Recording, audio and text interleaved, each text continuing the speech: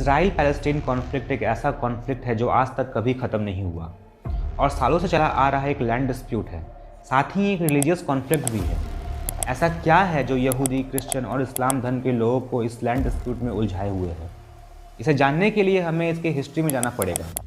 तो चलिए शुरू करते हैं। Right now, I am in the most dangerous place in all of Israel. This is the Gaza border. नमस्कार दोस्तों, स्वागत है आपका हमारे नए वीडियो में। बात है आज से हज़ारों साल पहले की, जब हमारे पूर्वज किसी समुदाय में रहा करते थे। उस वक्त कोई कम्युनिटी नहीं थी, ना ही कोई सिविलाइजेशन था। उस वक्त हर ट्राइब जनजाति का एक अपने परसेप्शन से बनाया गया धर्म था। जैसे कि आज के समाज में हमारे हर घर में एक कुल देवता होते हैं, लेकिन वक्त के साथ साथ कुछ धर्म बड़ा होते चला गया और एक संगठित धर्म का रूप ले लिया, और हर धर्म अपने एक खास नेचर के साथ बना। कुछ धर्म सरवाइव नहीं कर पाए, जैसे कि मेसोपोटामिया का धर्म, जिसमें बहुत सारे भगवान और हजारों देवी देवताओं का जिक्र था। बेबीलोनिया का धर्म, इजिप्ट का धर्म। दुनिया के सबसे पुराने धर्म की अगर बात की जाए तो हिंदुज़म और यहूदी धर्म है, जिसका डेवलपमेंट एंशिएंट वैदिक पीरियड में हो रहा था। हिंदू धर्म के आधार तो उससे पहले के वक्त से मिल रहे हैं, लगभग उस टाइम पीरियड में जब इजरायली धर्म के मोसेस या मूसा का एविडेंस मिलता है। अब्राहमिक रिलीजन में इनका बहुत बड़ा रोल रहा है। कुछ वक्त के बाद अराउंड 6th सेंचुरी में बुद्धिज़्म, जैनिज़्म और चाइना के कन्फ्यूशियस धर्म आ गए। उसी वक्त ईरान में पर्शियन धर्म आ गया, वो धर्म जिसे आज रतन टाटा और स्मृति ईरानी जैसे लोग मानते हैं। 1st सेंचुरी में जीसस क्राइस्ट आ गए, जिन्होंने क्रिश्चियनिटी की शुरुआत की, और उसे करीब 400-500 साल के बाद मोहम्मद पैगंबर ने इस्लाम को इस्टेब्लिश किया। 1500 और 1600 सदी में गुरु नानक साहब ने सिख धर्म को शुरू किया। और इन तमाम धर्मों में कुछ धर्म सेमेटिक धर्म था। क्रिश्चियन और इस्लाम के अकॉर्डिंग जो लोग इन धर्म को फॉलो नहीं करते वो लोग गलत कर रहे थे, और इनका विश्वास धर्म परिवर्तन में था। यही रीज़न है कि आज क्रिश्चियनिटी और इस्लाम के इतने बड़े पॉपुलेशन हैं। हिंदू धर्म, जो कि एक वैदिक धर्म है, सनातन धर्म है, पहले से ही अफगानिस्तान से लेकर इंडोनेशिया तक फैला हुआ था। हिंदू धर्म से निकला एक पार्ट बुद्धिज़्म है, आज चाइना, जापान, भूटान, मंगोलिया में है। एक बेस से अलग होने के कारण बुद्ध, जैन, सिख धर्म आज एक हिंदू धर्म का ही पार्ट है। ठीक उसी तरह से यहूदी, क्रिश्चियन और इस्लाम एक ही परिवार के धर्म हैं। यहूदी इनमें सबसे पुराना धर्म है, उसके बाद क्रिश्चियनिटी आया और अराउंड 6th सेंचुरी में इस्लाम आ गया। लेकिन अगर इनकी पॉपुलेशन को देखें तो यहूदी सिर्फ 1.5 करोड़ हैं पूरी दुनिया में, वहीं क्रिश्चियनिटी के 125 से अधिक देश हैं और इस्लाम को 49 देश मानता है। ये तीनों धर्म मोनोथिज्म को फॉलो करता है, यानी कि ईश्वर एक है। इन तीनों में मूर्ति पूजा नहीं होती है। जीसस क्राइस्ट भी भगवान नहीं है, ये भगवान के बेटे हैं, जिनको कि कैथोलिक क्रिश्चियन धर्म एज अ मूर्ति पूजा करता है। इस्लाम में मोहम्मद को ही सिर्फ पैगंबर नहीं माना गया है, इस्लाम में मूसा को भी पैगंबर मानते हैं और जीसस क्राइस्ट को भी। इस्लाम के हिसाब से 25 पैगंबर हैं, जिनमें 5 मेन हैं। क्रिश्चियनिटी के अकॉर्डिंग 68 और यहूदी के हिसाब से 48 मेल और 7 फीमेल पैगंबर हैं। यहूदियों की धार्मिक किताब हिब्रू बाइबल है, जिसे ओल्ड टेस्टामेंट भी बोला जाता है। ये 24 बुक का एक कलेक्शन है। वहीं क्रिश्चियन धर्म ओल्ड टेस्टामेंट और न्यू टेस्टामेंट को मिला के बाइबल मानता है। वहीं मुस्लिम में कुरान के साथ साथ तौराह को भी माना जाता है, जो कि ओल्ड टेस्टामेंट का कुछ पार्ट है। वो किताब जिसे हज़रत मूसा ने लिखी थी, और दूसरा किताब इंजिल है, जो कि जीसस क्राइस्ट का उपदेश है। इब्राहिम एक ऐसा नाम है जो तीनों धर्मों के लिए बहुत मायने रखता है। वैदिक काल से करीब 300 साल पहले ऑलमोस्ट 2150 BC को इनका जन्म हुआ सुमेर में, और डेथ 1975 BC को हुआ। ये एक संभावित डेट है और इस का कोई प्रूफ नहीं है। इन्होंने मूर्ति पूजा के बहुत विरोध किए और मोनोथिज्म को प्रमोट किया कि भगवान एक है, एक सत्य है, और इसके लिए हमें कोई मूर्ति पूजा करने की ज़रूरत नहीं है।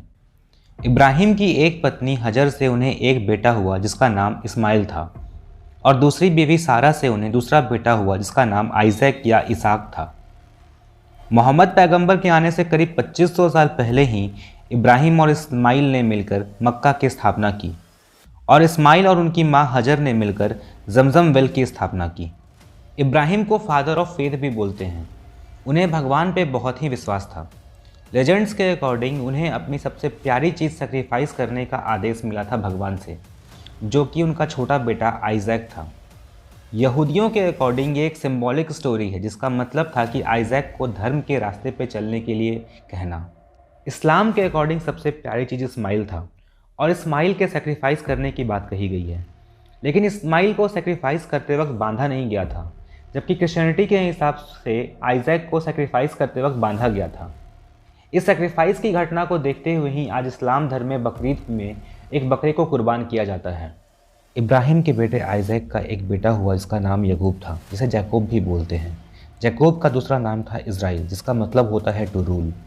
जैकोब के 12 बेटे हुए, जिसे इज़राइल की 12 ट्राइब्स बनी, और इनमें सबसे पॉपुलर बेटा था जुदा, जिसको जुडिज़म के लोग यहूदा बोलते हैं।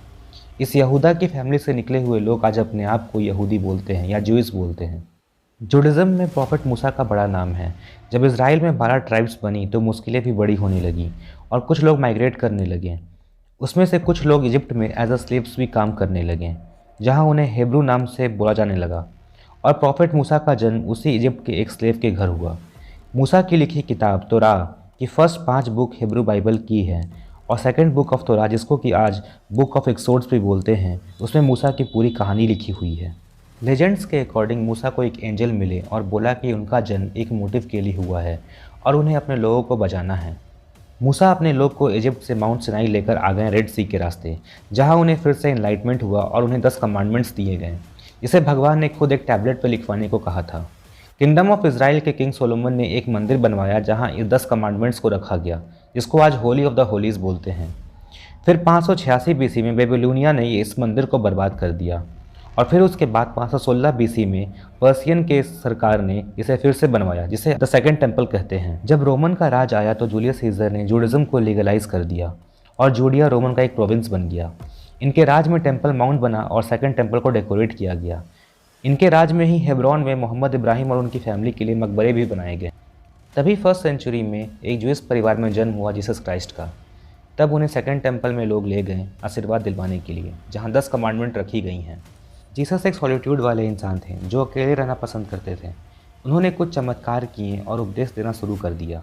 इन्होंने पानी को शराब में बदल दिया, एक मिट्टी के पंछी में जान डाल दी, लजारस नाम के एक आदमी को दूसरी जीवन दे दी, और इस तरह से उन्होंने खुद को रब्बी बतलाया।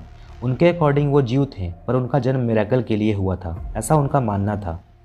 अपनी मौत से पहले वो वापस जेरूसलम गए और वहाँ उनके सपोर्टर्स भी उनके साथ गए, पर मंदिर की गंदगी देखकर उन्हें अच्छा नहीं लगा। उन्होंने वहाँ की सफाई खुद से करने लगी, जिससे कि मंदिर की अथॉरिटी को अच्छा नहीं लगा। थर्सडे की शाम तक कंडीशन बिगड़ रही थी, बट कुछ खास हुआ नहीं था।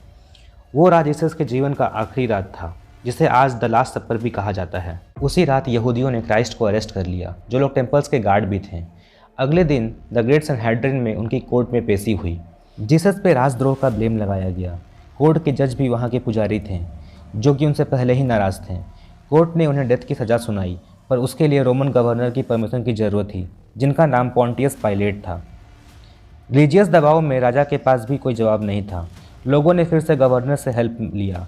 पाइलेट्स के हिसाब से यह कोई बहुत बड़ी बात नहीं थी कि किसी को मार दिया जाए, लेकिन ज्यूइश लोगों ने क्रूसिफिकेशन डिमांड की, और इसके बाद फाइनली क्राइस्ट को क्रूसीफाई कर दिया गया। इस घटना के लिए क्रिश्चियन कम्युनिटी ज्यूइश लोगों को ब्लेम करती रही और दोनों धर्मों के बीच में एक टेंशन क्रिएट हो गया। ये दिन फ्राइडे का दिन था, जिसे आज गुड फ्राइडे के नाम से कहा जाता है।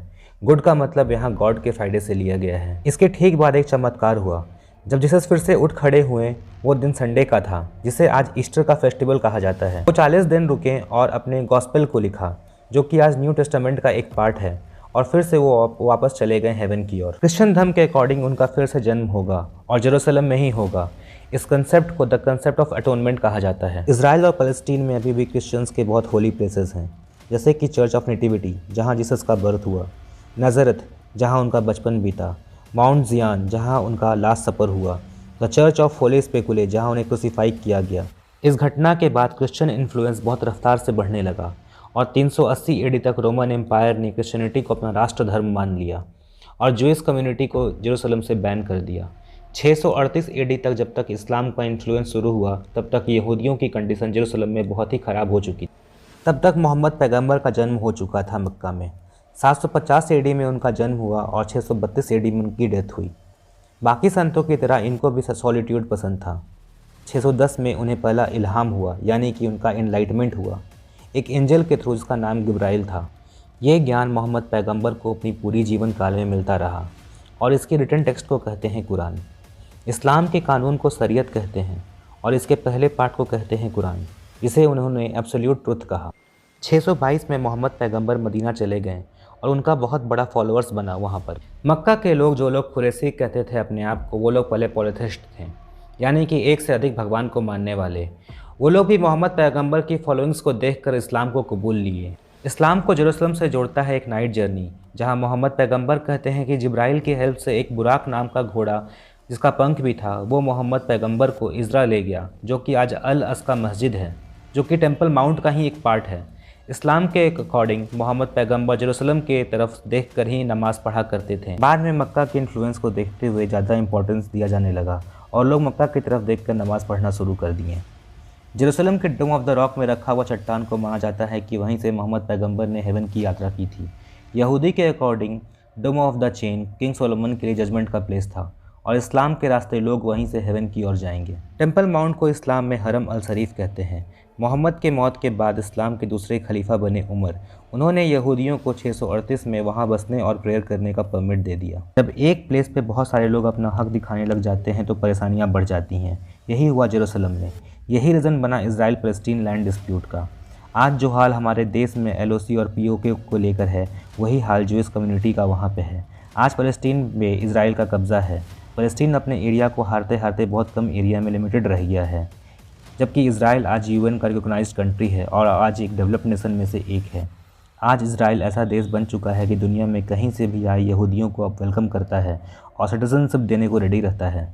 उम्मीद करते हैं आपको आज का ये हिस्टोरिकल वीडियो पसंद आया होगा। ऐसे ही फैक्ट से जुड़े वीडियोज़ के लिए हमारे साथ बने रहें। धन्यवाद।